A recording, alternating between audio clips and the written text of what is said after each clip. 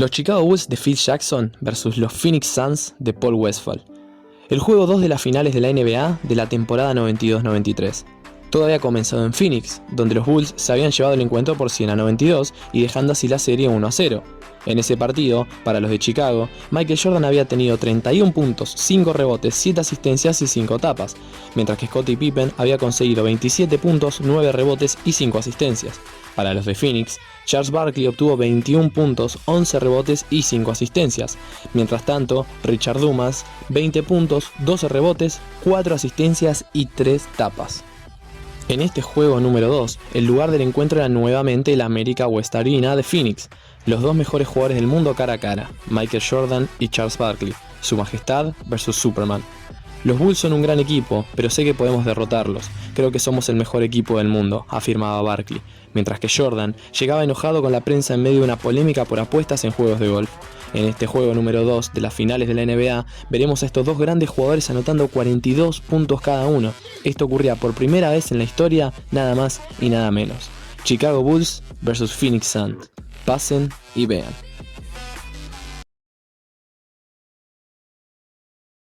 NBA Finals, the 91 Bulls, 88 Lakers, and the 84 Boston Celtics. Checking the starting lineups for Chicago. Michael Jordan, B.J. Armstrong, open in the backcourt. Up front, Scottie Pippen coming off another outstanding game, and Horace Grant. They are on the front line. Bill Cartwright shot well again in the early going in Game 1. And there's the coach of the Chicago Bulls, 47-year-old Montana native Phil Jackson in his 4th season as Bulls head man. Dan Barkley, Kevin Johnson in the backcourt. Suns look for Kevin Johnson to turn it around. Richard Dumas, who had a good one. Charles Barkley also looking for a bounce back in Game 2. And the center Mark West, who played only 14 minutes on Wednesday night. Paul Westphal, the Suns head coach, 42 years old, finally got a shot. He was tabbed as Todd Fitzsimmons' successor for years. He was a Suns assistant for 4 years, 5-time NBA All-Star. Standout career with the Suns, Celtics, Sonics, and the New York Knicks. The officials, Jake O'Donnell, Jack Madden, and Joey Crawford. And we're ready for game number 2 of this best of 7. Mark West and Bill Cartwright. The Suns control the opening tip. Kevin Johnson met at midcourt by B.J. Armstrong. Richard Dumas given the room. Barkley off the pick. Barkley from the outside is able to hit on his first attack. Get Barkley the ball, middle of the floor, much like Chicago likes to do with Michael Jordan. The same spot he hit the big shot against San Antonio to win that series for the Phoenix Suns. Johnson with the steal. Battled away by Jordan and scooped up by Pippen, leading to the fast break. Jordan, yes, and the game is tied at 2. But that's still that time by KJ represents what Phoenix wants to do. They want to get out and pressure the Chicago Bulls. The Bulls did an excellent job in stopping the penetration of Kevin Johnson in Game 1. Horace Grant hand checking Charles Barkley, and Jake O'Donnell calls the foul on Grant. So dangerous in the middle of the floor, Charles Barkley, because he can make a jumper from there if you back off him far enough, yet he has the potential with one dribble to get to the front of the rim, dunk the basketball, or create for his teammates. Johnson had to change his shot as Grant came over to help out. Jordan tried to set up Grant. KJ trying to make a little point of emphasis here, maybe an exclamation point at the end, goes in to try and dunk it, but Grant at 6'10" bothers him. B.J. Armstrong has come up hobbling, got picked off by Mark West, who moved to center court to try and help out Kevin Johnson by setting a pick. The ball deflected out. It will be Phoenix possession. I tell you, if BJ is hurt, that's only going to help the Phoenix Suns and KJ penetrate more. Barkley from deep. The Suns and the Bulls are tied at 2. Oh, beautiful alley-oop for Scottie Pippen. A look-away thrown by Michael Jordan. Not a bad look throwaway pass to throw it about 26 feet, put it on the money, and then it's nice to have a guy like Pippen to convert for you. Here's Dumas. Hard driving move by Richard Dumas. The rookie from Oklahoma State did not play at all in Game 7 against Seattle. Tom Chambers started, went most of the way, but he came back strong in Game 1 of this series. Pippen lost it. Dumas with the steal. 3-on-1 for the Suns.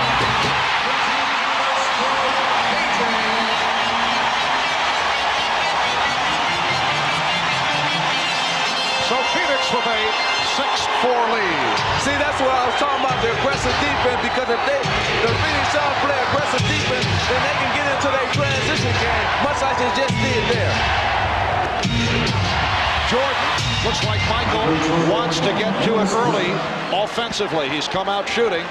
I think he's just looking it over right now. He's got to get his stroke down, see if he's got the good touch, good feel, but at the same time, he's willing to throw a few passes here early, get his teammates involved. Suns and Bulls tied at 6. They trap Johnson. West for Barkley. And the foul. And more importantly, we're talking about a foul on Grant, which is 2, and they need him to play Barkley. Well, let's go back to aggressive defense by the Suns, Richard Dumas, which gets Phoenix into their style of play. The best for them, the open court. Some good interior passing by the Suns, and Grant, who already had one ticky-tack foul when he poked him in the eye early, that time trying to come over and help out on the rotation. A little late, 2 fouls on Horace Grant early in the game. And Magic, in contrast to the way the Suns came out in Game 1 on the tight side. Charles Barkley telling us after practice yesterday, he felt he was hyper, he felt the team was hyper. A different story thus far here. Well, they're more relaxed, and also they're playing better defense. Foul called. West came over, got a piece of it, and picked up the personal. Now, this is a strong move by Phil Jackson to leave Horace Grant out on the floor this early with 2 personal fouls on him. No one knows the team better than the head coach who sees him every day in practice. But normally you would pull him out and substitute, so you happen to use the other 4 fouls for the rest of the game. Phil Jackson making a move of staying with him. He's got confidence in him. Scottie Pippen only 3 for 9 from the line on Wednesday night. Gets on his first. Suns with a 9-7 advantage. Scottie Pippen 12 for 20, 27 points. A terrific all-around performance in the opening game of this series. Here's Chicago going to the trap. Marley protecting. And then fires down. Suns fortunate to come up with that loose ball, and Dumas has given Phoenix an 11-8 lead. And you saw the long pass, something that's a trademark of the Suns team. When they're playing loosey-goosey like they like to play, you'll see a lot of long baseball passes. In fact, George Karl mentioned they're the best in the league at going over the top with long passes. Jordan got the step. Cartwright had it knocked away, but a loose ball foul is called. That's the second on Mark West. Well, here on the trap, you must be aggressive. You must attack when you're being trapped. And that's what the Phoenix Suns do. They are aggressive and get a dunk out of it. Anytime you trap, you must try to score against the trap. Early departure for that man. Mark West played only 14 minutes. He hit 3 of 3 from the field the other night, but picked up the early 2, and Oliver Miller has come on and blocks Cartwright.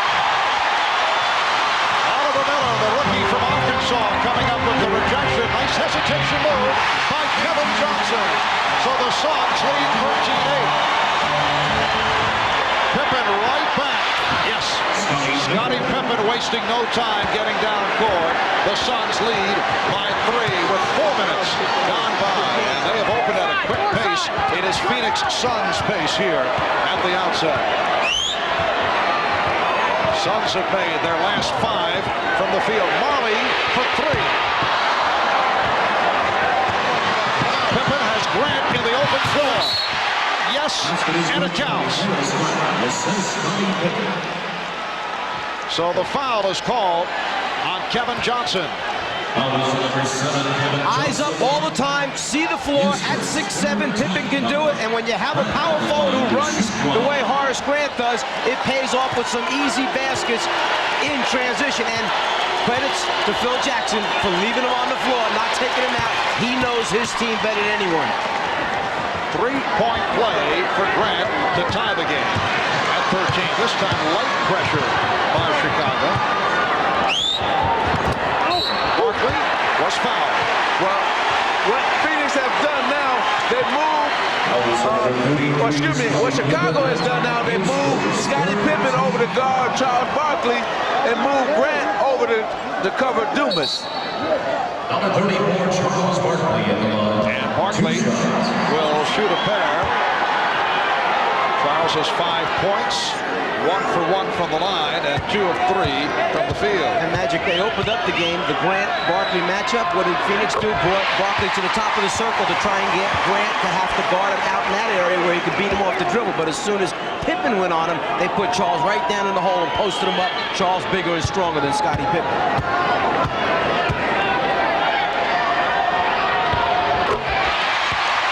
Phoenix 15 and Chicago 13.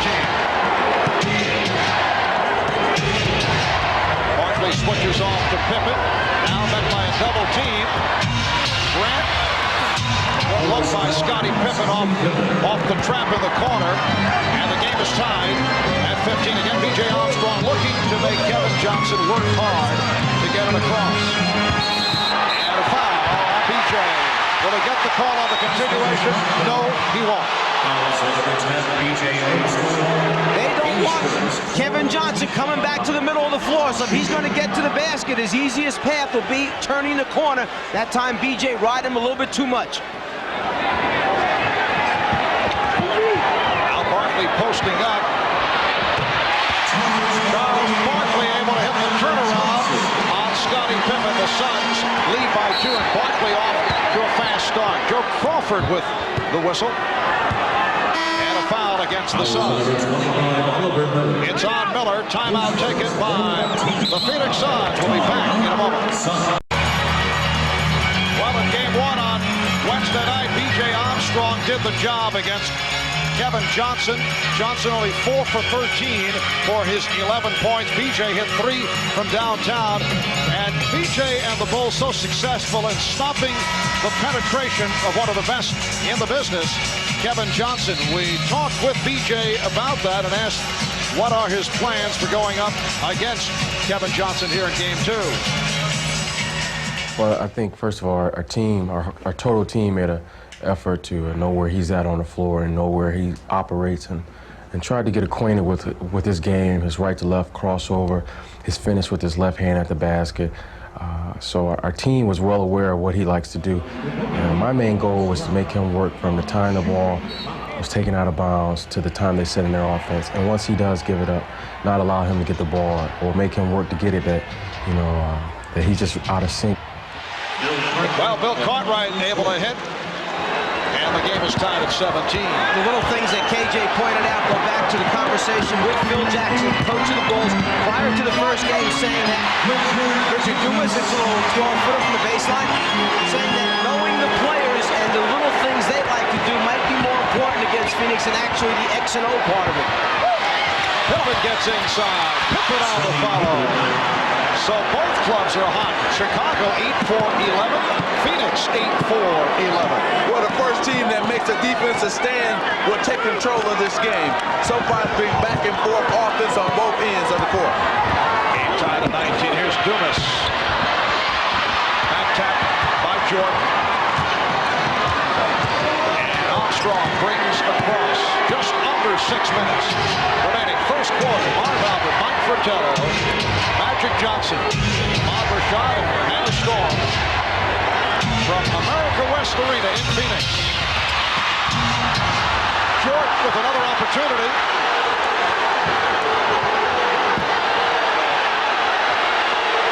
Crowd reacting. They felt that Jordan pushed Marley away as Marley went for the steal. That's a traveling violation on Pippen. Let's go back to the last play for Phoenix. You have the player coming over to set the screen. The defensive man, Cartwright, must stop KJ from getting to the middle of the floor. It's what Magic talked about in the beginning. They don't let him get to the lane area, but he still creates a shot for a teammate. Chicago's 4th turnover, giving the ball back to Phoenix.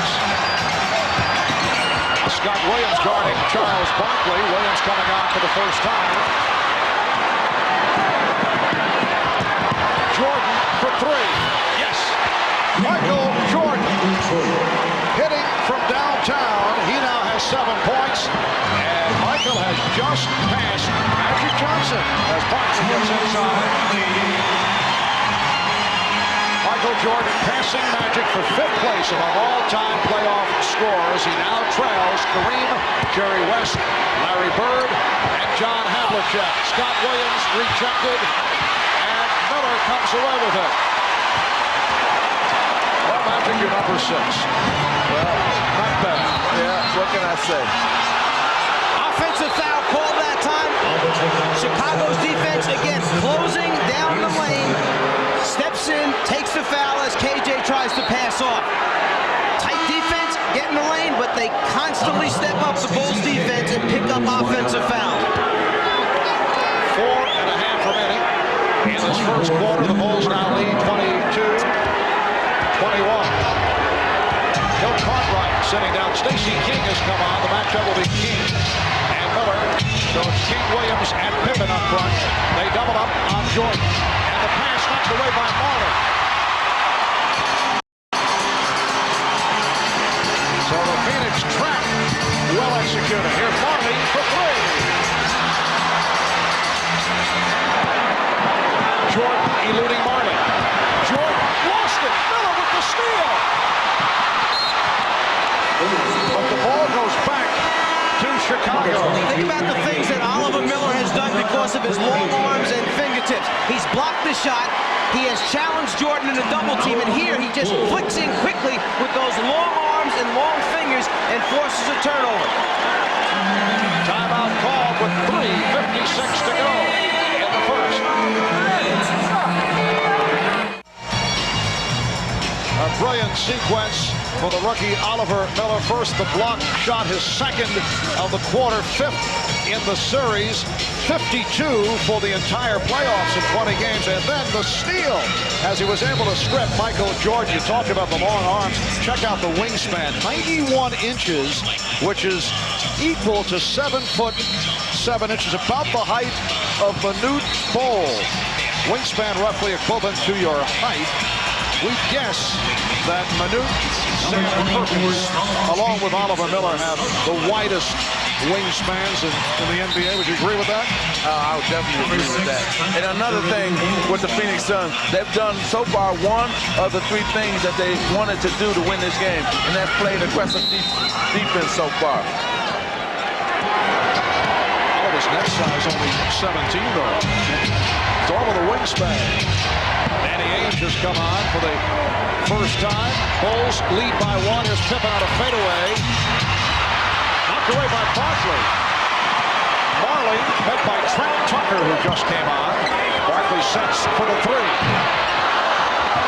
And the Suns not able to hit from long range.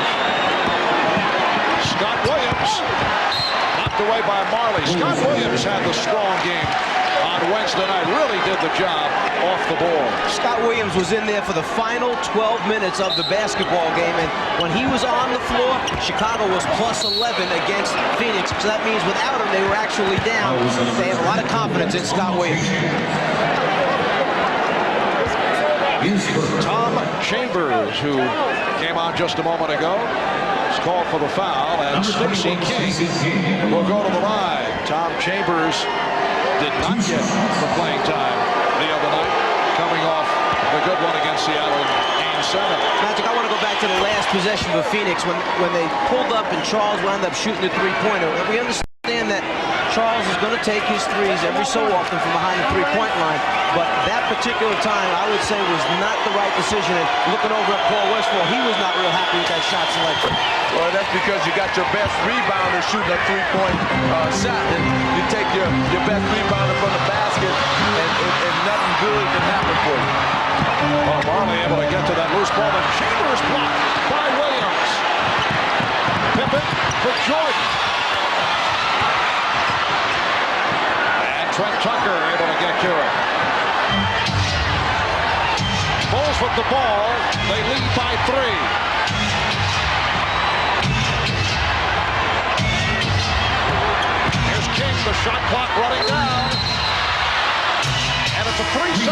violation called on Chicago. Now, this is a very interesting move by Coach Paul Westphal because he really is not going with a point guard. He has Danny Ainge playing point guard, so we'll see how the offense is ran now by Danny Ainge. And the reason for that, Trent Tucker is out there. He won't put the same pressure on the ball as a B.J. Armstrong would, so he feels comfortable with Ainge in this role that he can get it up against Trent. Foul committed by Williams. The basket will not count. Scott Williams called for his first. Inside play, taking place, the Bulls bumping all those cutters, coming to the basketball, that time a little bit too much pushing and shoving. And what Paul Westphal has done now is he's put a very big team on the floor for the Phoenix Suns. You're talking about West, Chambers, Barkley up front, and a backcourt of Ainge and Marley. He usually likes to go small. Right now he's going very big.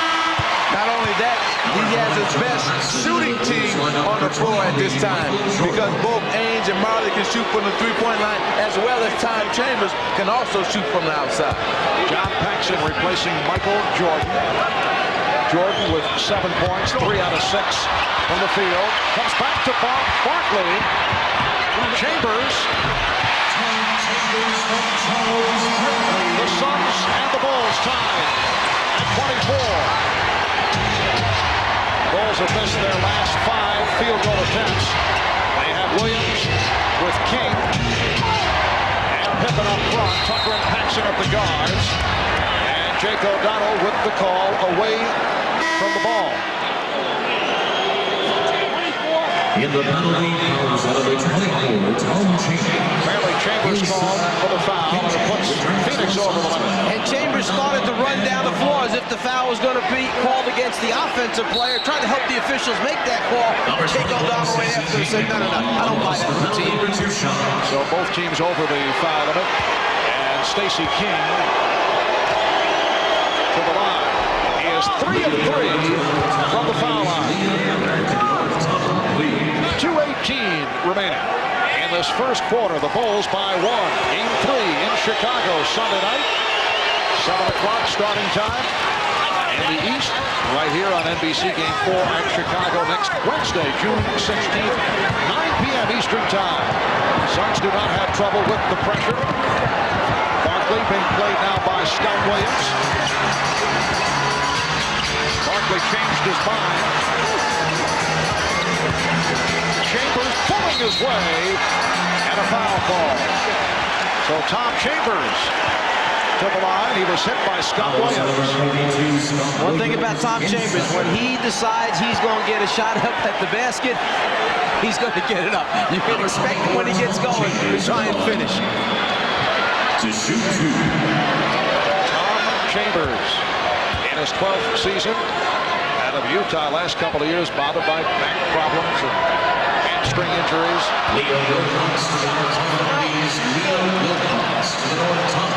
Well, during the course of the regular season, the Suns averaged 31 free throw attempts per game. In the playoffs, 32. Game 1, only 15. 2 minutes. In Game 7 against Seattle, Charles Barkley went to the line 22 times by himself. And that 31 that you talked about was the second most per game in the NBA taken by a team, the Phoenix Suns. Stacey King went short. West's pass intercepted by Pippen.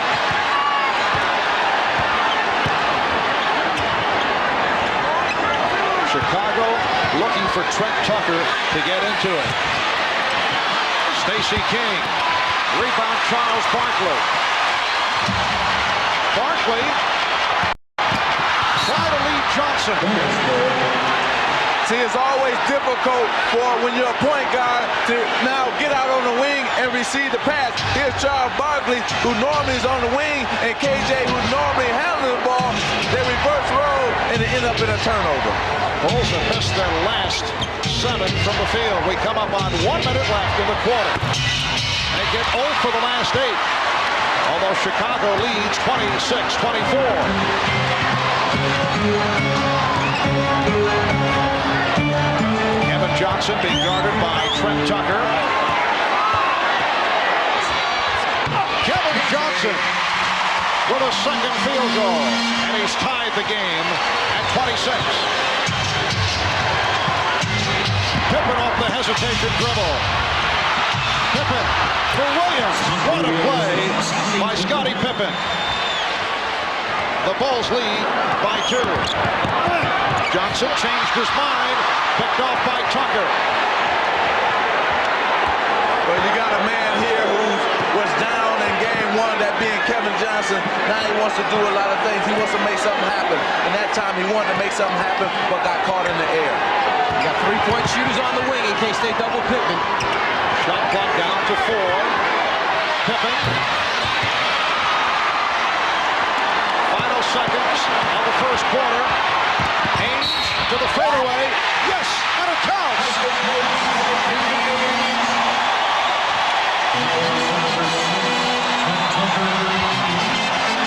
Foul committed by Trent Tucker with 2 1/10 seconds remaining in the first quarter. Last thing Chicago wanted to do is give the Phoenix Suns an opportunity to finish off the quarter with a 3-point play. The problem is that they had to get a shot up at the other end of the floor with what you would call a lot of time left, meaning about 8 or 9 seconds remaining on the game clock. So Phoenix was going to come down and get some kind of good shot up, providing they didn't turn it over. Danny Ainge very quiet in game 1. Now trying to complete a 3-point play. 85% free throw shooter this season.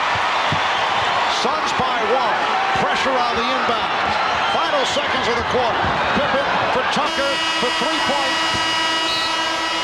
That would have counted. The Suns hearing it from the crowd. A first quarter that was tied 10 times, but after 1, Charles Barkley very much into it. 4 of 6, 12 points. It's the Suns 29 and the Bulls 28.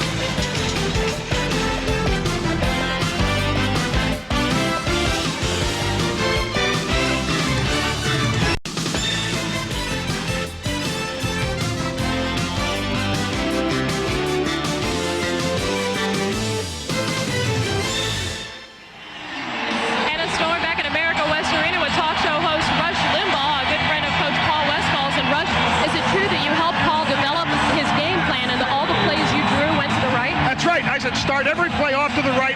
Try it first. It's been working lately. Well, you're a very opinionated guy, but you told me earlier tonight that this team sort of reflects your political views. Well, sort of. This is a team of rugged individualists who play well as a team, and the key to their success tonight is for each guy doing what he does best. They're not down by 20 tonight like they were the last time. They got that first game under their belt, and I think you're going to see the real Phoenix Suns as this game goes on. Which looking good. It's a team of destiny, Hannah. All right, thanks, Rush. Mark? All right, Hannah. As the second quarter gets underway, Michael Jordan gives it up to B.J. Armstrong. And the Bulls now lead 30-29. Czar, can you imagine if Rush Limbaugh did play-by-play for the Phoenix Suns? That's a foul on Danny Ainge.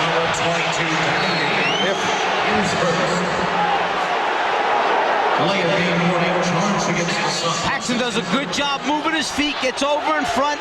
Very close call that time. And then after it, Danny Ainge took the basketball, tossed it away, and a delay of game warning was called against the Phoenix Suns. You can see that Phoenix has changed their offensive strategy. They're now trying to run after-made baskets. By Grant, being played by Miller. Jordan. Rebounded by Miller. Frank Johnson has checked in for the first time, played well in game number 1. And Miller finishes it off. Suns by 1. 1 minute gone by in the second quarter. Can you imagine if Rush Limbaugh did play-by-play for the Suns? He'd probably suggest 5 years mandatory for traveling violations. I'll explain it later. So I'm thinking about that. Okay. And a foul is called. A loose ball foul. Jake O'Donnell, Jack Mather, Joey Crawford working the game. Oliver Miller called for the foul. Well, as we mentioned earlier, Magic with tears in his eyes as Michael Jordan passed him by earlier. You took it well, I thought. Yeah, Since he's a good friend of mine, I decided to go ahead and not cry too much. You know, but if it was somebody else, I probably would have been really upset. And there's the man next in line, John Havlicek. One of the greats from the Boston Celtics. John Havlicek up at 4 a.m. this morning, taking his first air balloon ride around the area. Got up as high as 4,000 feet, but hovered mostly in that 60 to 80-foot area off the ground. Central sensation. And Hondo will be one of the guests at halftime with Bob Costas on the Prudential halftime report. Armstrong on a pull-up. Grant, and he was fouled.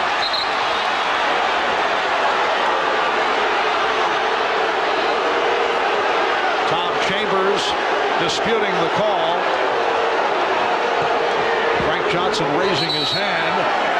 And let's see who the foul was called against as Charles Barkley is being waved in. No official word. It is Johnson. And Chambers will sit down, replaced by Barkley.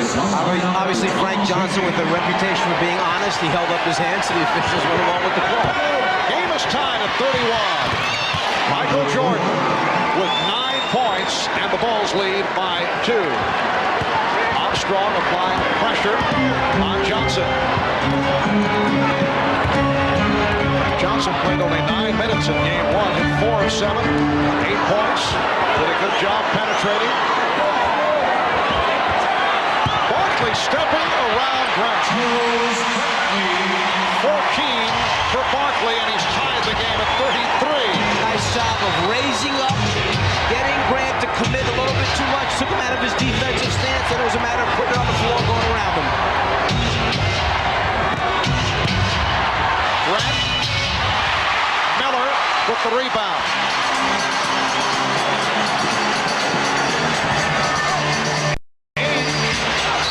Air ball thrown up by Danny Ainge, and a foul was called. Defensive man normally wants to be down in his stance. Charles turns and faces, gets him up in the air, and now go around and convert. Richard Dumas called for the foul. We'll be right back. The NBA on NBC is brought to you by Gatorade for that deep down body thirst. By Toyota, reminding you to always buckle up. Do it for those who love you. And by McDonald's. What you want is what you get at McDonald's today. Rashad back here in American West Arena alongside Cliff Levingston, a former Chicago Bull. You were the inspirational leader on this team last year. How they got along without you? Well, they're focused. They know what it takes to get to the championship game again, and they know what it takes to win it. And right now, they're staying focused throughout all the ups and downs of the game. I think they're going to stay right on target and win the ball game. Cliff, as focused as they were last year, this year there seems to be a calmness about this team in these finals.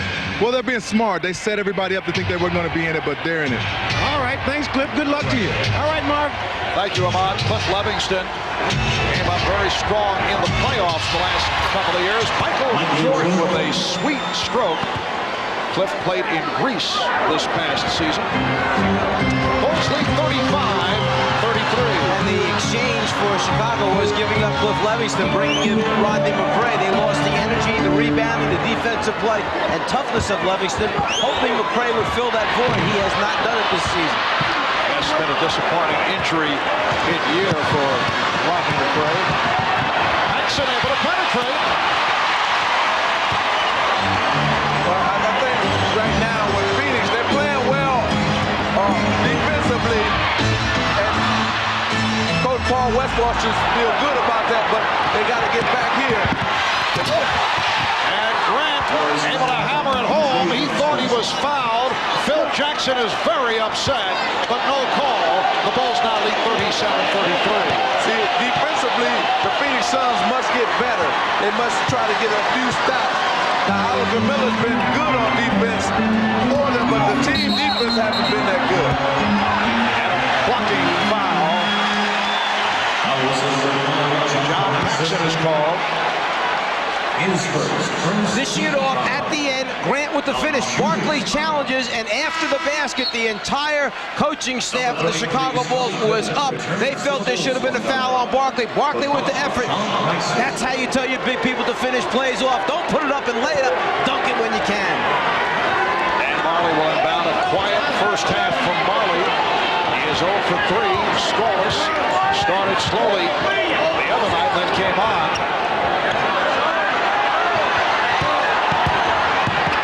Barkley, bad shot. Forced it, although he was double teamed. Last touch, though, by the Bulls. And it will be Phoenix ball with a new 24. One thing about the Chicago Bulls, if you turn in the middle, you're going to have 3 or 4 guys jumping out at you.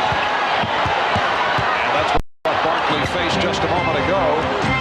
Frank Johnson puts the move on B.J. Armstrong. Nice fake, but Pippen with the block, and a foul is called. Well, a little bit disappointed. B.J. Armstrong, he went for the ball fake, got up in the air. Frankie Johnson leans in a little bit, so the block is clean, but it's the body of B.J. Armstrong where the foul is called. Second on Armstrong, 2 apiece on B.J. Armstrong, Horace Grant, and Scott Williams. Frank Johnson to the line. Frank Johnson, 34 years old. Played in Italy in the last 3 years after spending 7 seasons with the Washington Bullets, a year with Houston. He was a first-round draft pick of the Bullets. And has been a major contributor off the bench for the Suns, in particular in the playoffs. Bulls have a 2-point lead. Again, Jordan facing a double team as Miller comes over to help, but leaves Scott Williams open, and he takes it to the hole. Well, right there, you saw that Charles Barkley had to make a decision. Do I run out at Scott Williams, or do I continue to guard Horace Grant up under the basket? And you can see he decided to take Horace and lay up there by Scott. Miller. Good luck from Marley. Bulls 39. The Suns 37 with 5 minutes gone by in the second quarter. Grant posting Barkley. Williams. So Scott Williams getting to the offense. 6 points for Williams. The Bulls lead by 4. The pace is still good for the Phoenix Suns. It's an up-tempo game, and they love it. Pippen broke it up. Nobody back for the Suns. It's Jordan all the way. And a timeout taken by Paul Westphal. The Bulls by 6. We mentioned that Phil Jackson's got a lot of confidence. Well, Williams has a wide-open jumper and then says, hey, why not take a layup instead of a jumper? So he goes uncontested to the basket for the first one. The next score doesn't come quite as easy because he's got to fake first, get Barkley off his back, then convert high, dunk in the basketball. Unselfish play by the Bulls. Give it to Michael. Let him get the 2.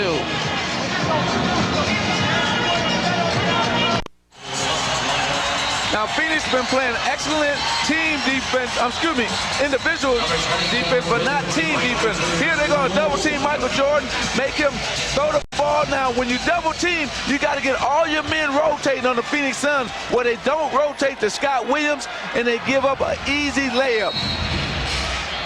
So you got to rotate, get good team defense.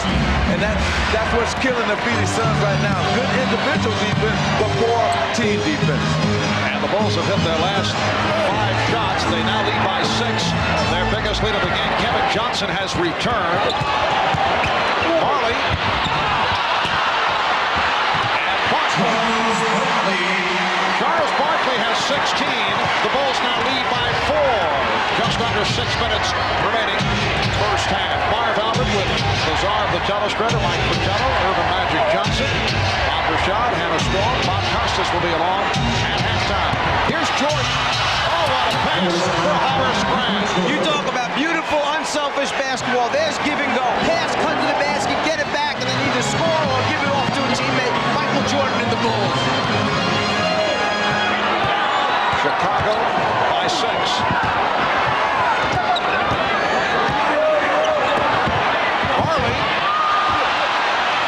Barkley with the setup. Marley could not finish it.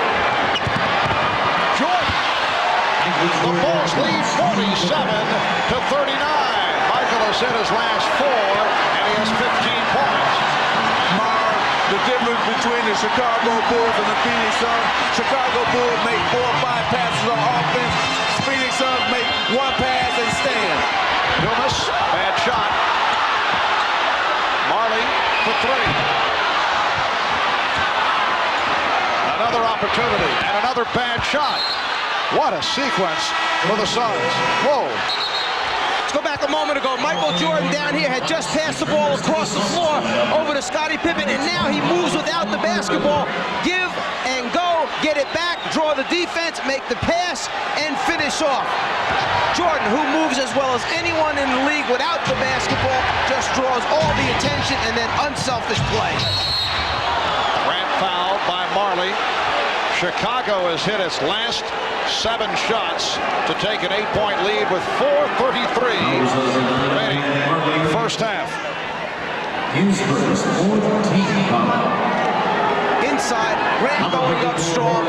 Got to stop him from making easy baskets, so Marley takes the foul to prevent the score.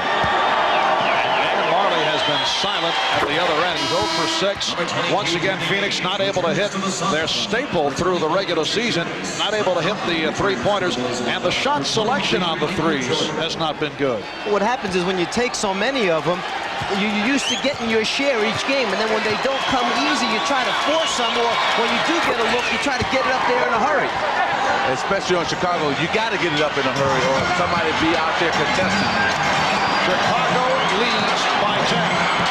But Johnson meeting the pressure.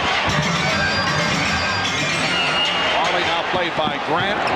Barkley being guarded by Pippen. Single coverage, and Barkley now has 18. Well, Danny Ainge did a smart move. Pass to Barkley, and he cut to the corner, knowing that Trent Tucker would not go down and double team Charles Barkley. Armstrong, yes. And the Bulls have hit their last 8 shots on fire. Marley tried to slip through and lost it.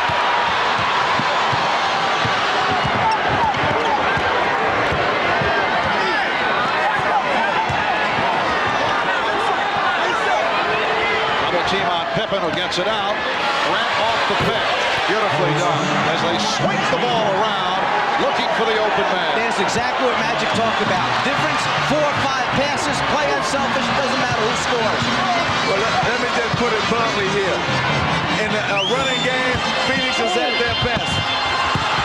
In a wide open game.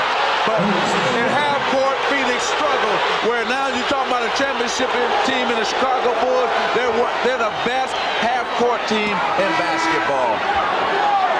Johnson turning it over. The ball goes back to the Bulls. Michael Jordan receiving a brief rest.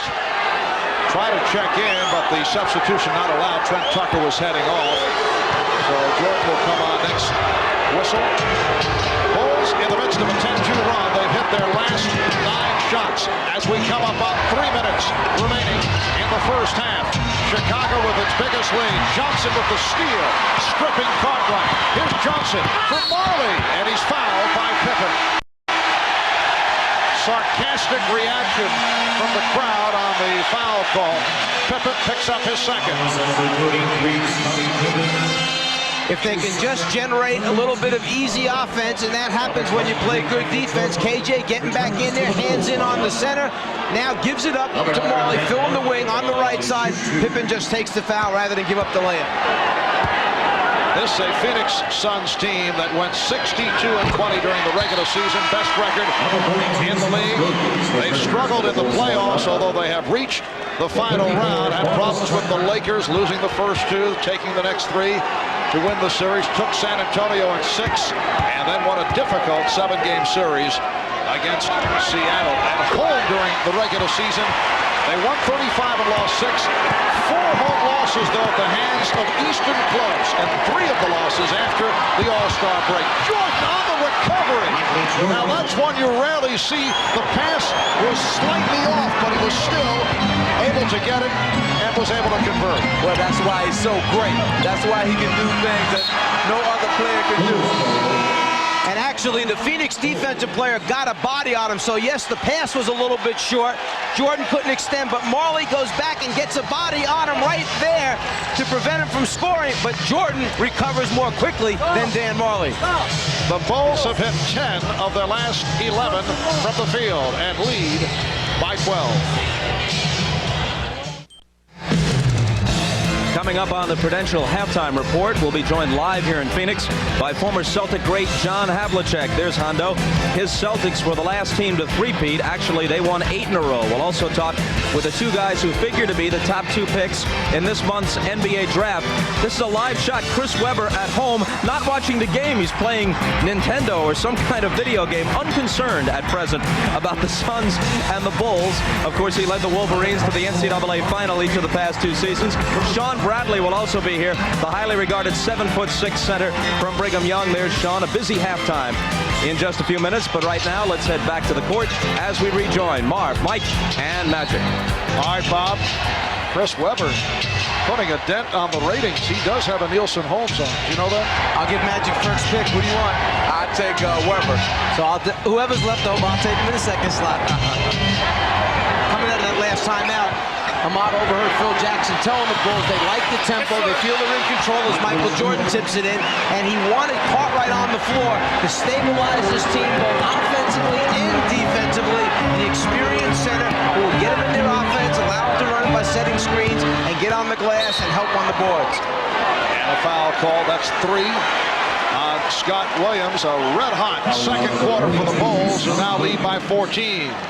Well, here's Michael Jordan attacking the offensive board. See, Michael can hurt you in so many different ways. You always got to know where he is on the court and put a body on him when a shot goes up. Scott Williams sitting down. Chicago 13 for 19 from the field. Phoenix only 5 of 16. Now Barkley operating against King. Got it back to Ames. And the Suns finally hit a three-pointer. They missed their first 4. Bulls 57. The Suns 46 with a minute 50 to go in this first half.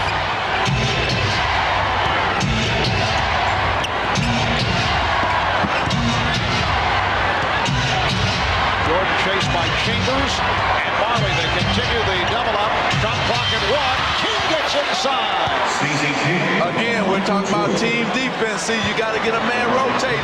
You can let him pass it to the outside. Never let him pass it inside for a layup. Inside is the heart of the defense. Don't take away the heart. Bulls with a 13-point advantage. Barkley. Charles pulling his way and then going to the left hand. Charles Barkley's had a big first half, 20 points, but not getting the support. And Chicago leads by 11. Here's Pippen. Stolen by Johnson. Rare miscue by the Bulls.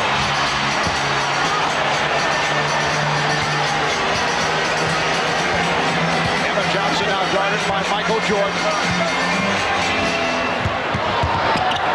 Chambers to the scoop. Rebound Barkley. Oh, what a play by Charles Barkley. The Bulls by 9. 40 seconds to go in the half. 22 for Barkley. Jordan. Well, the Suns with a chance to knock that Chicago lead down further. Chicago led by as many as 14. If you're wondering why we were talking about 4 or 5 passes for Chicago and then suddenly Jordan shoots a quick one, he was trying for a 2-for-1. Get one up, see if it goes in. No, they'll get the last one back. And Barkley drew the foul.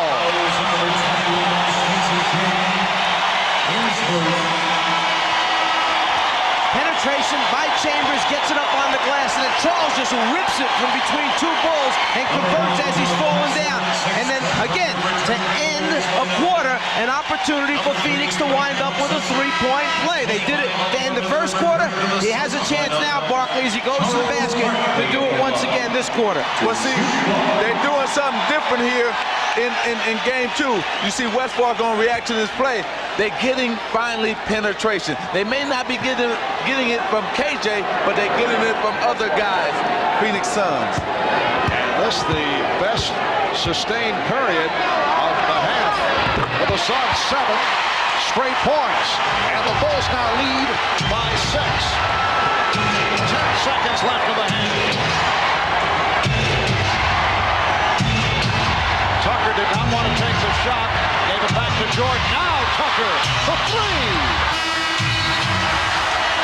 Phoenix able to come back, down by as many as 14. They have moved within 6 at the half. Michael Jordan, 9 for 15. He has 19. Charles Barkley, 10 of 14, 25 points. Bob Costas and the Prudential halftime report. And the guest list includes John Havlicek, Chris Webber, and Sean Bradley. A star-studded lineup. We'll be right back. Stone, thank you. Now the always somewhat awkward transition back to basketball. One gentleman who's taken a particular interest in this final series between Phoenix and Chicago is ex-Celtic great John Havlicek. Hondo was a member of the last NBA team to three-peat back in 1966. That team, of course, featured Bill Russell, among others, and they won 8 straight NBA titles from 59 to 66. Havlicek also played on the 76 Celtic team that beat the Suns in the finals. Hondo hit this runner at the end of the second OT in Game 5 before Gar Hurd's famous shot sent things into a third overtime, but eventually the Celtics won that ball game and the series with it, and it's not too far-fetched to say, even though you won in 6, capping it back here in Phoenix, that the momentum would have been entirely different. If they could have beaten you in Game 5 on your home floor in a game like that, they might well have won here to take their first title. People think that if they had won that particular series, we would have lost here. I don't think that, because we were a team that had a lot of great pride. We knew that we were a better team, and we also felt that that particular game wasn't one of our best played games. Regardless of whether it was well played technically from an X and O standpoint, have you ever been in a more exciting and exhausting game? No, it was probably the most emotional game I'd ever been in, because it went 3 overtimes, and I can recall Jojo White sitting at half court during one of the overtimes. He played, I believe, 63 minutes. I played 58, and it was one of those games where you had the highs and lows. You were euphoric one moment, and you were the depths of despair the next. Now these Bulls are going after a three-peat. It's a different era in the NBA. It's fair to say that no team, even your Celtic team, could have won 8 straight in the modern era. But how do you compare these Bulls to the other great teams you were with or played against? Well, the thing that I'm impressed with the Bulls is the fact that they play great defense. If you see Phoenix playing against them, they have to work for everything they get. They're picking them up all over the floor. And I know that to win championships, you have to play defense. Paul Westphal may have to change this whole lineup to get back into this series if they don't do anything tonight. Westphal, a former teammate of yours and, of course, an opponent in that 76 final. He was a great player in those days for the Suns. Did you see him as a potential coach? I always liked Paul Westphal as a player, and he's a very gamey individual, and he always had a lot of contests to play. So he's a thinking-type player. I thought that he could become a good coach. I didn't know if he would go into this type of situation. Let's get you to weigh in on the question they've been asking for the last couple of years. You played with so many great players and against West and Robertson and Wilt, and you've seen all the others who followed. Is Michael Jordan the best ever? The best I ever played against was Oscar Robertson. If I had to put my fingers close together as possible, that's where Jerry West is. But Michael seems to be a different type of player. I've never seen anyone come to a jump shot or jump stop, split the defense. He just seems to find holes in the defense, and I've never seen anyone like him. I think he's the best. Thanks. Great to see you. When we come back, we'll be joined by the 2 guys likely to go 1-2 in the NBA draft, Chris Webber and Sean Bradley. That's after a message from Prudential and a word from the NBA.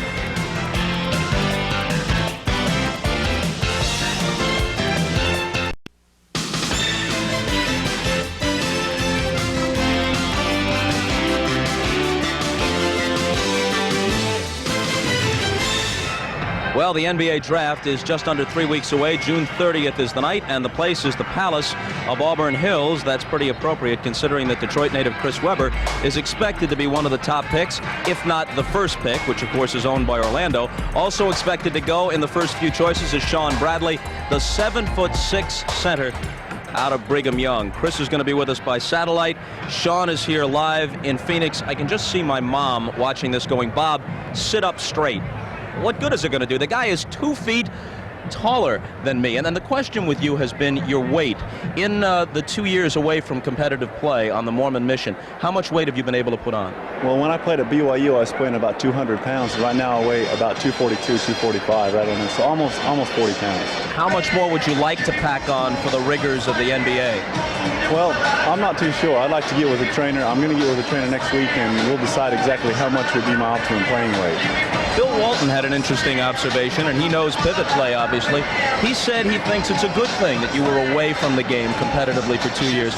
Likens it to what David Robinson had to go through in naval service. He says it gives a kid a chance to mature, get his priorities straight other than basketball. Did it do that for you? Absolutely. You know, the greatest thing that I did in my life so far was serve that mission and take 2 years out of basketball and devote myself to that kind of thing. I was able to figure out who I am and what I can do for the rest of my life. It also helped my metabolism slow down a little bit, so I was able to gain some weight. Hopefully now I can continue to gain a little bit more and become stronger. Are you mean enough? It's a tough game. I don't know. I grew up on a farm with a bunch of cattle, and they got to be the most stubborn animal in the world. But yeah, I don't play the game to lose. I want to go out there and do my best in any given situation. We've heard a lot of talk about Golden State possibly maneuvering to move up. They've got the third pick behind Orlando and Philly. Don Nelson has long coveted a center. You could be the guy. Have they contacted you? Well, you know, many teams have been in contact with my agent and things like that. The draft is still, you know, in a couple of weeks, as we all know. I'll be excited to play wherever I can go. Of course, I do have my preferences, but you know, I'm just come back from Australia, and they said, you know, the draft is in a couple of weeks, so we'll see what happens there. What's your preference? Like I said, the draft is yet to happen. We'll see what happens there. Will you work out for teams? Excuse me? Will you work out for teams, or do you feel your draft position is such you don't have to do that? Well, right now, I think that for me to go and work out in the kind of shape that I am, it would not be able to show my true ability. So I'd like to take a couple weeks and hopefully get into shape and then maybe try out for some teams. We'll see what happens. You know, consider this. If Philadelphia sitting at number 2 takes you, and if they keep Manute Bol on their roster, they'll have 15 feet of center. That's a lot of center. A couple of long, lean characters. Let's go to Detroit. Chris Webber is standing by. Chris, we caught a live shot of you during the first half. Looked like you were playing some sort of Nintendo game, some sort of video game, instead of watching the Suns and the Bulls. Are you into this final? Well, I was playing a friend of mine in Sega in the Bulls Blazers, so I was having a little fun. I'm just here relaxing. I'll watch the second half and pay a lot of attention to it. Do you expect to be a member of the Orlando Magic? Is that safe to say that that's what you're expecting? You know, like Sean already alluded to, it's a long way before the draft, so, you know, you really don't want to get your hopes up for any team. Do I feel I should be the #1 pick? Yes, I do. I feel I'm the best player in the draft, but I think each player feels that. And with Sean and Jamal and Anthony, I think no team can make a wrong decision with the first pick, so I think all of us just have to wait and see what happens. I understand you and Shaquille O'Neal are pretty tight. Have you spoken with him about coming to Orlando? I talked to him lottery day and the time after that, and you know, he just congratulated me. And when I made my decision to come out, I asked him if I should come out, and he said yeah. So he just said, "I told you so," and you know, yeah, we're pretty good friends. You may be the best player in the draft. You're used to being the best player on your team. If you go to Orlando, the spotlight won't fall first on you. Are you prepared to deal with that? You know, players like to play, and put me in a position with 4 scrubs or 4 great players like Shaquille. I just want to fit in. I don't have to get the spotlight. He's a great player. He's a franchise player. Just let me come in and do some dirty work. Let me dive on the floor or something, you know, and just let me try to fit in somewhere in the NBA. I hope there's a place for me. How tough is it to sit and wait and not know the fate at this point?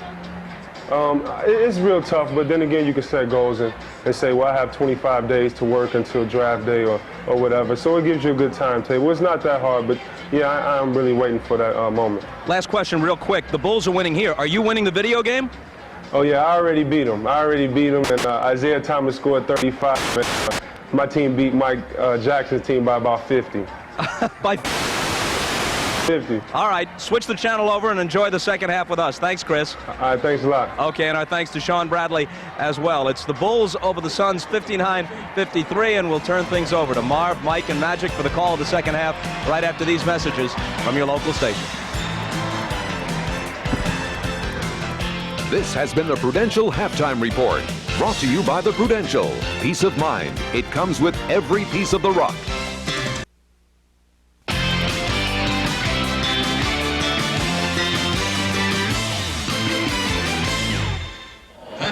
NBA Coming up on 7:30 in the evening in the Valley of the Sun. Another beautiful day in Phoenix, Arizona. Marv Albert, Magic Johnson, Mike Fratello. The Bulls led by as many as 14. Look to be on the way to a blowout, but a good close by the Suns, and they have moved within 6. This after that hot shooting spurt by Chicago.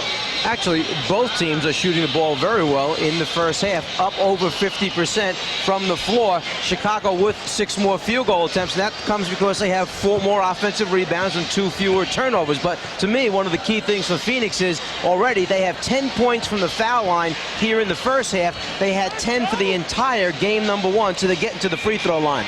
Well, and here are the three-pointers. You know, Phoenix is only 1 for 5, but that one three-pointer triggered a 10-2 run by the Phoenix Suns to end the the first half. And so that one three-pointer by Danny Ainge really sparked and rallied the Phoenix Suns. Yes, Danny Ainge hitting that 3-point shot leading to the 10-2 run. A look at today's Miller Genuine Draft halftime statistics. The Bulls 59, the Suns 53 as we head to the second half.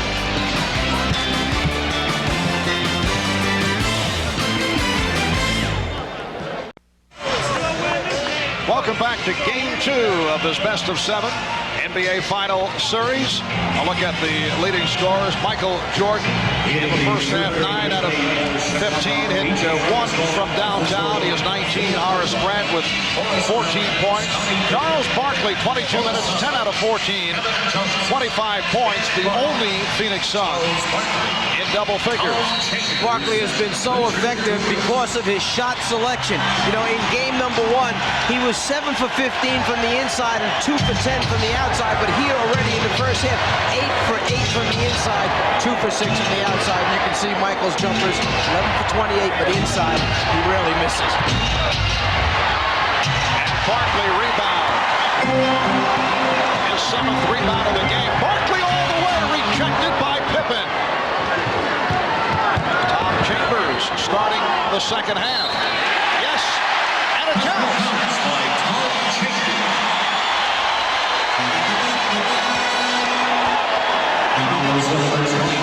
At the other end, the defensive end for Chicago, Barkley gets past Grant, but there's the cover-up by Pippen blocking the shot. Chambers shows the ball. It's called the old up and under, and Michael coming from behind gets a piece of his head. So Chambers goes to the free throw line for a potential 3-point play. I like how the Phoenix Suns are starting the second half because even though Barkley got his shot blocked, he was going to the basket. The same thing with Tom Chambers. At least they're taking it to the basket. So Paul Westphal starting Tom Chambers rather than Richard Dumas. Suns with a 13-3 run that goes back to the latter stage of the second quarter. They are within 3 points. Scott Williams. Jordan trying to break it up. And it's Phoenix ball. Correction, it is Chambers starting rather than Mark West. Chambers up front along with Dumas and Barkley, Johnson and Marley at the guards.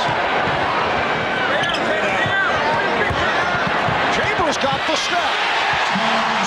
Well, the veteran providing the spark has brought the Suns within 1 point. The reason Paul Westphal went to Tom Chambers starting the second half because he wants more offense in the game. That's the reason he started Tom Chambers. And the Bulls have started Scott Williams, Reverend Bill Cartwright.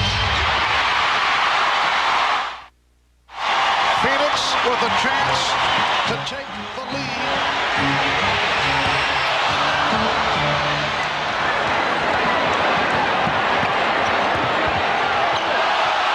Crowd wanted a violation called on Jordan. Nice play, and Scott Williams extends. So the Bulls with a 61-58 advantage. 2 minutes gone by, third quarter.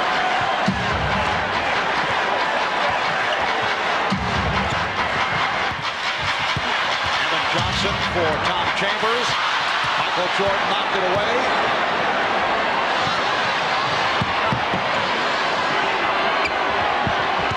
Jordan, they showed the ball move. Jordan on the follow, and he drew the foul. Charles Barkley, his first. We're right here.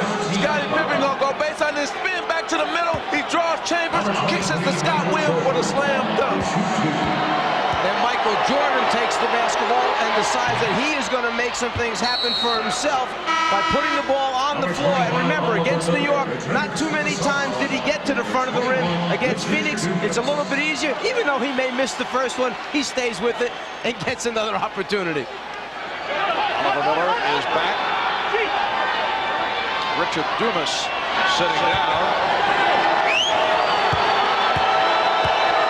Oliver Miller played well in the first half in a 13-minute stint.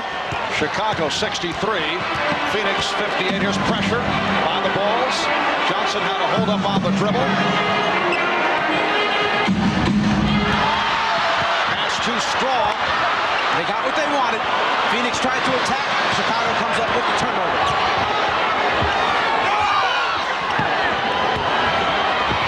Jordan.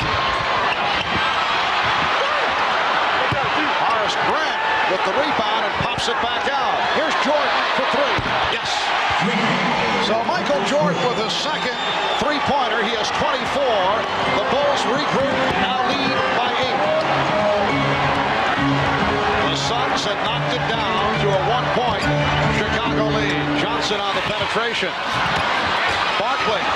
Charles Barkley puts it back. He has 27. The Bulls by 6. Charles Barkley is playing an MVP-type game tonight. He is really taking it aggressive to the basket when he gets it. Also, he's attacking the offensive boards.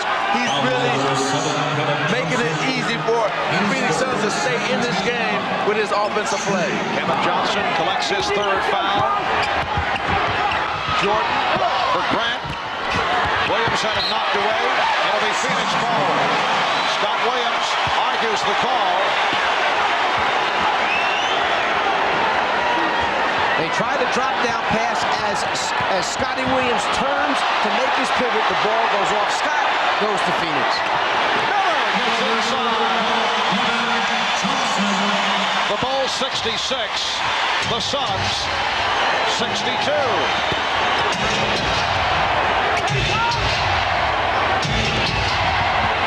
Jordan with the spin gives it back. Grant. Nice touch by Horace Grant. 16 for Horace. The Bulls lead 68-62.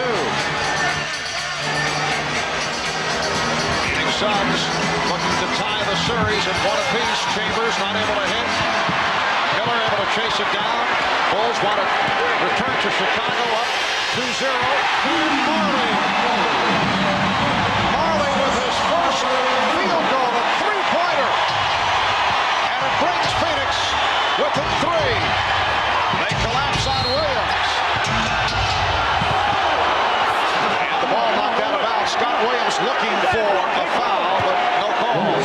And if you think about it, go back to game 1. His first three-pointer in game 1 came off of a second shot opportunity when they missed the first one, but got it back outside to him. This time, the same thing. First shot a miss, get it back, kick it across the floor to Marley. He makes the 3.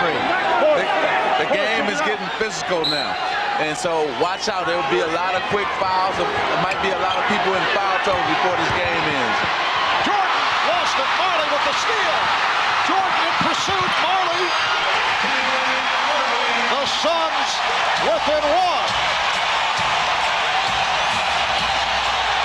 Every time it's gotten to this point, Chicago has answered with a big basket.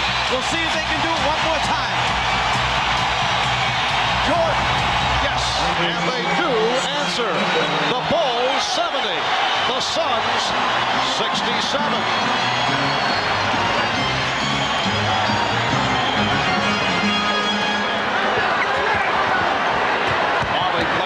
Jordan. And Pippen has Armstrong in the clear. And we get a call, a fouls call. Barkley was cut off at center court by Scottie Pippen as Barkley was trying to race down court, and the basket will not count. Charles Barkley gave the extra effort to try and run down what appeared to be a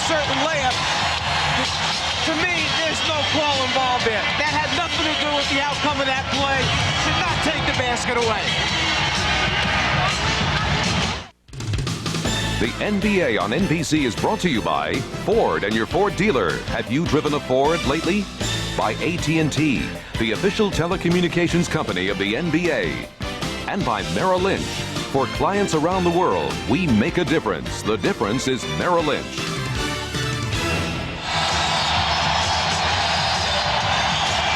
America West Arena is rocking. Charles Barkley in his final season with the 76ers, his 8th and final season last year, put up these numbers, averaged 23 points a game, 11 rebounds, 4 assists. And this season, coming over to Phoenix, upping it to 25.6 per game, 12 rebounds per game. And that doesn't really tell the whole story, because in this situation, he's done it in a more meaningful campaign with the Philadelphia 76ers, who were out of it most of the way last year. It's really hard to measure averages, and Charles has stepped up in a big way, an MVP season, and he has come back today after the bad game in game 1. Here's Armstrong off the turnover, goes to the pull-up. And the Bulls now lead 72-67. Let's go back to Charles Barkley for a second. When you make a statement, you better be able to back up your statement. He said that if he was surrounded with better players, they'd have a chance to win a championship. He has backed up his statement. He's had a terrific season. But a bad shot by Barkley. You mentioned the better shot selection by Charles. There have been a couple that have got off the mark. We just saw it a moment ago, and it leads to another Chicago field goal. B.J. Armstrong with 8 points, and he's increased that Chicago lead to 74-67. 5:40 remaining in the third quarter. Johnson off the dribble, rejected. Grant came over to help. Here's Chambers. And Jordan rebound. See, that's what I was talking about, the half court. Rich Pippen on the layup, and the basket counts.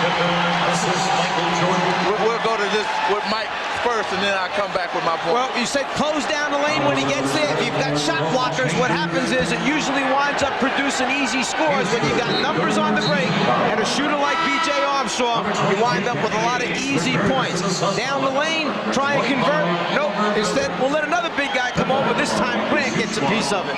See, their whole thing with KJ is they want to send him to the middle, and then they're going to converge on him, the Chicago Bulls, and try to block his shot or take a charge. Now, Phoenix, the way they got into the game, they were running, getting layups and dunk shots.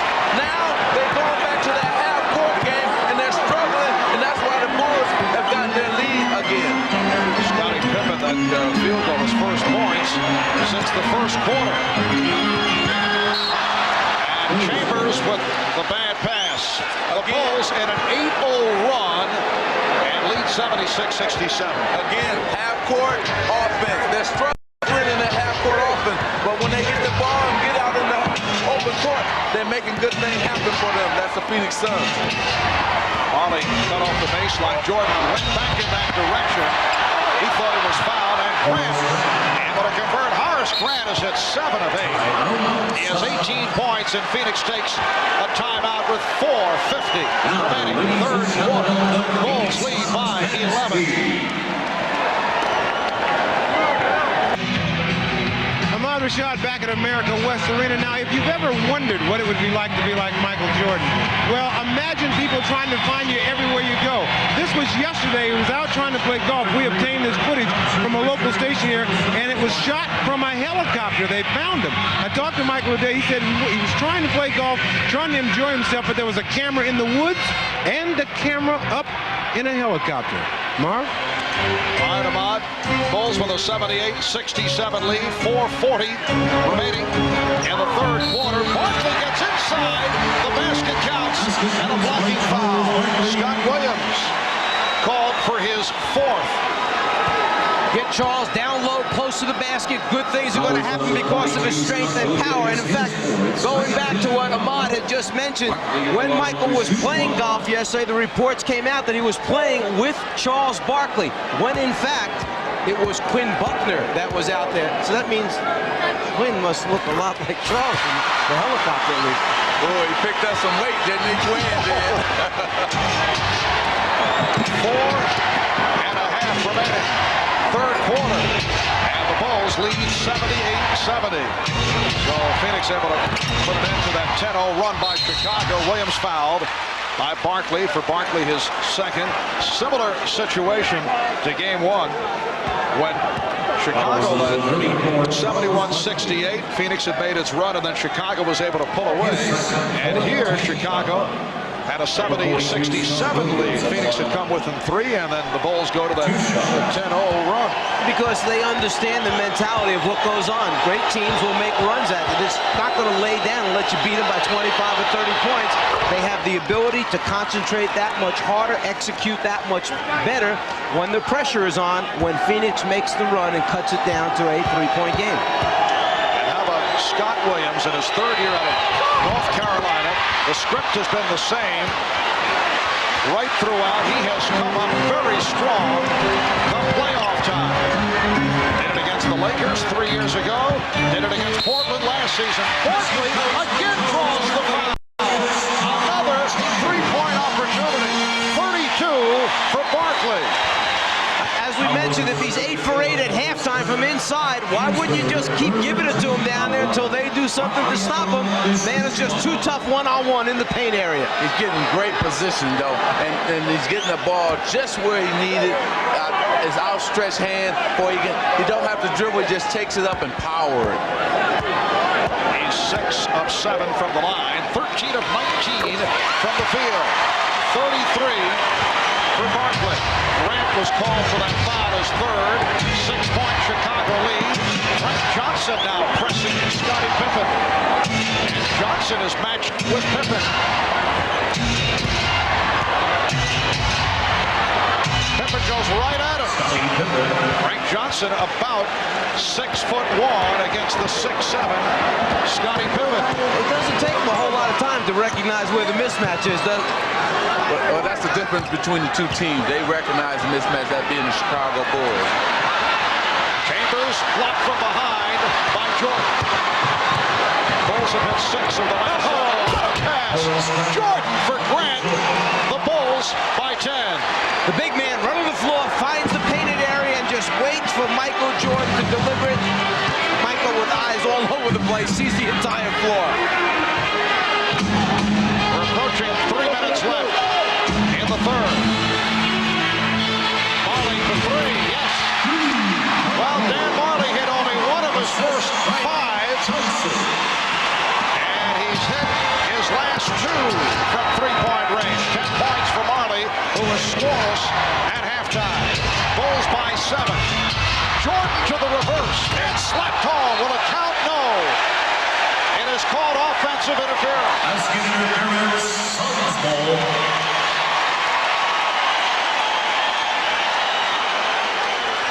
Michael just tries to get it up on the glass, hoping something good will happen. Grant comes from the offside to follow up, but the ball is in the cylinder. Therefore, the basket is taken away. Good call. Danny Ainge with a good-looking drive to bring Phoenix within 5. 2.5 left in the third. Pippen. Crowd wanted to travel. Jordan, he's been off. Frank Johnson draws the reach in. Frank Johnson again has come on and done a nice job because Kevin Johnson once again has been ineffective. Well, the last 2 baskets have been through penetration. That time you got Danny Ainge going in for a layup, and the one before that, Frank Johnson penetrated, kicked it out to Dan Marley for the 3. So penetration is paying off for the Phoenix Suns. Johnson. The Bulls by 3. Now you see Phoenix picking apart the Bulls defense the way Chicago had been picking their defense apart. The steal by Marley. Johnson with Barkley. Barkley puts Phoenix within 1. Phil Jackson wants to talk it over.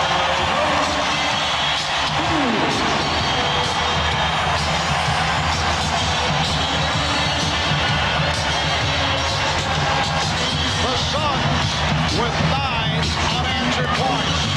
They've hit their last 6 shots, and they've cut into that Chicago lead. It is now the Bulls by 1. Frankie Johnson, after hitting the jump shot off the inside-outside play, loves it. He knows they got the crowd back into the basketball game.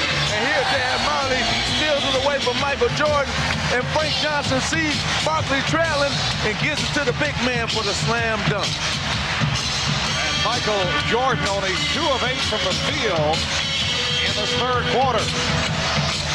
A reminder, we'll be with you on Sunday night from Chicago Stadium for Game 3 of this best of 7.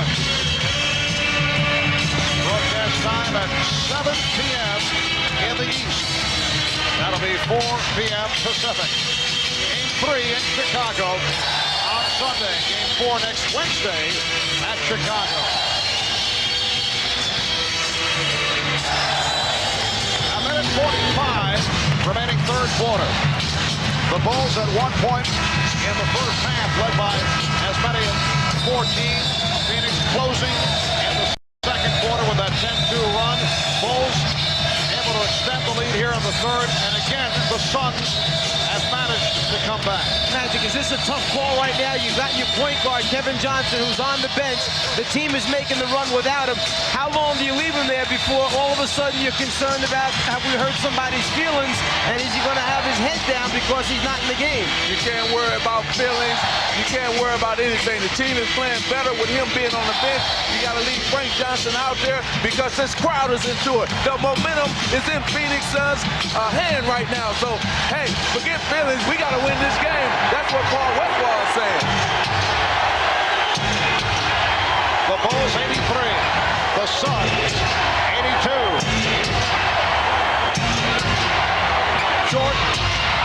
So Michael Jordan to the floater. And against Chicago, a 3-point lead. Michael has 28. And the biggest difference in the third quarter is that Charles Barkley is 4 for 6, and Michael Jordan is now 3 for 9 after making that last shot. Frank Johnson rebounded by Michael Jordan. Instant replay, same exact play. This time Johnson misses the shot. Ainge comes up hobbling off that steal attempt. Only to the rebound. Just under 1 minute remaining in this third quarter. Phoenix with the ball trailing by 3. The last time they led was back in the first quarter by the score of 19-17. Barkley works off a double team. Barkley, oh, look out. He landed hard.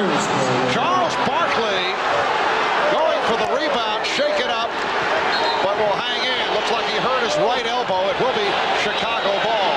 First thing he does is bust through a double team to give himself some space to get a shot off. An incredible effort. And then Barkley going after it. His legs go out from under him, and he hits hard to the floor. Well, I think his teammate right here, see, Frank Johnson is up under him, so he had nowhere to come down, and that's why he hit the floor hard. Barkley wants to stay in. He is hurting. The reverse. Michael Jordan has 30. The Bulls now lead 87-82. The right arm of Charles Barkley is bothering him. He came down hard from a ways up. That's a big man landing on that forearm elbow area, and he's still trying to shake it off. 15 seconds left in the third. Chambers. Chambers sweeping from left to right to cut it to 3. We're down to 5 seconds in the quarter. Here's Pippen. And again offensive interference call on the ball. And words between Frank Johnson, Scott Williams, B.J. Armstrong all involved.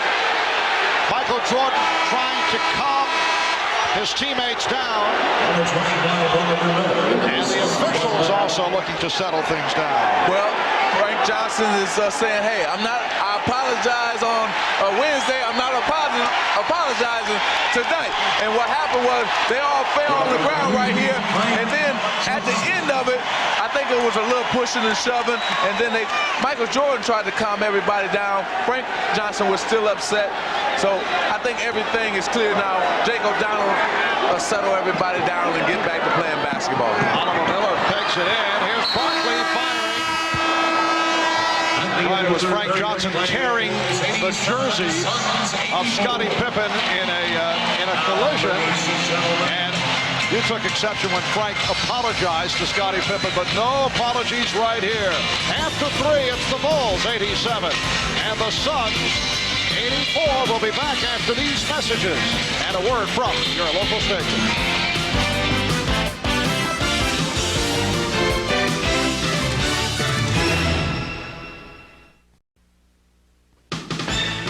This copyrighted telecast of the National Basketball Association may not be retransmitted, reproduced, or rebroadcast without the express written consent of the NBA. Magic, a moment ago, you mentioned the incident that took place in Game 1 on Wednesday, the incident between Scottie Pippen and Frank Johnson. Well, what happened was he tore his jersey, grabbed him, and then he came up and apologized to him after it happened in Game 1. Well, tonight, we got in another little skirmish here with Michael Jordan this time, and Frank Johnson said he's not apologizing for anything. As you see, he kicked Michael Jordan, then he went after all the Bulls standing there. And that's what you have to do in the playoffs. Don't apologize for nothing. You're here to try to win a championship. Frank Johnson played well in the third quarter, but he'll sit down. Kevin Johnson has come on as this fourth quarter gets underway. The Bulls lead by 3. Ames being guarded now by Paxson. Marley from 3. Yes! And the game is tied at 87. Dan Marley has hit his third from downtown. He's hit his last 3. A double up on Jordan. Stacey King fires to B.J. Armstrong. And Horace Grant posting up on Charles Barkley. The Bulls lead 89-87. Scoop Rashad came out of that last timeout and said that Phil Jackson told his team 5 times Phoenix has come at us tonight. They're going to come at us one more time. We've got to hold them off and make a push. And Charles Barkley has tied the game at 89. He has 37 points. Obviously bothered by that right elbow. He landed on it late in the third quarter, but Charles is hanging in. Here's Jordan. Miller with the rebound. At one point of the first half, Chicago led by as many as 14. Barkley all the way. Phoenix with the lead for the first time since the first quarter. Suns 91, the Bulls 89. B.J. Armstrong dumps it off. Horace Grant rejected, but hits on the recovery, and the game is tied at 91. Sometimes as a player and a superstar, you got to take the team and put them on their back, much like Charles Barkley is doing right now for the Phoenix Suns. Illegal defense called for the first time. For more on Charles Barkley, let's go over to Hannah Storm at the Phoenix bench. Well, Marv, you're correct in saying that Charles Barkley did injure that right elbow when he fell to the floor just a few moments ago. During the timeout, he was treated by trainer Joe Prosky. They iced the elbow, they put cold spray on it, and they will continue to ice it during the timeouts. But Charles determined to stay in and win this game, Marv. Thank you, Hannah. Game tied at 91, 2 minutes gone by in the fourth.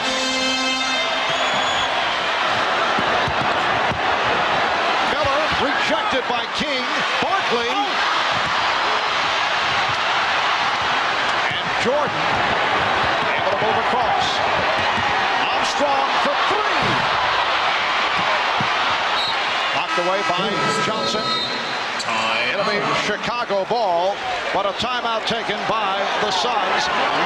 9:38 left in the game. They're tied at 91.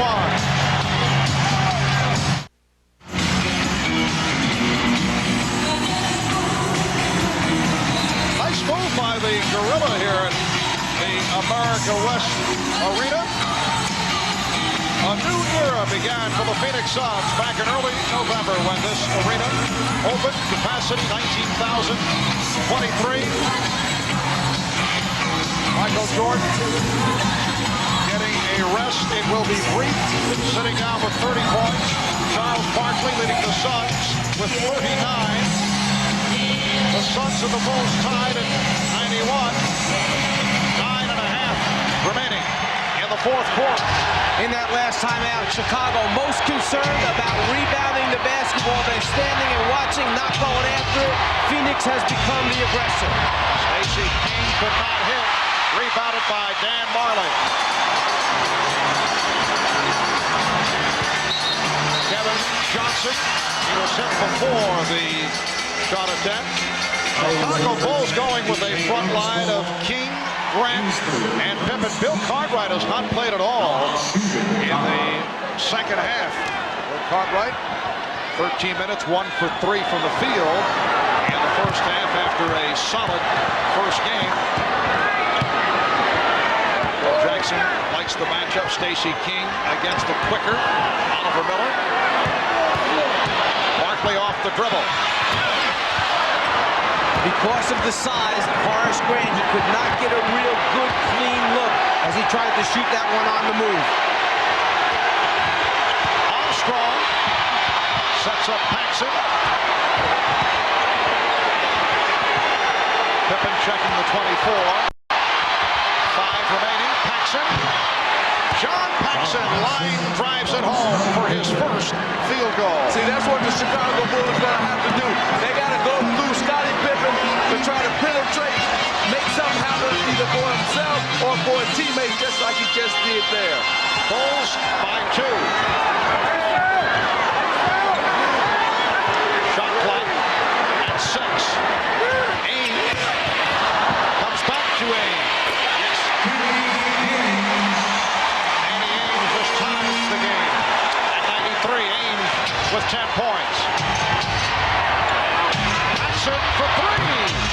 John Paxson, a notorious street shooter, given the room, and he took advantage. And he's not running real well. That leg is bothering him. It bothered him when he came out earlier in the game, and you could see him struggling as he tried to get back, but it didn't affect his shot.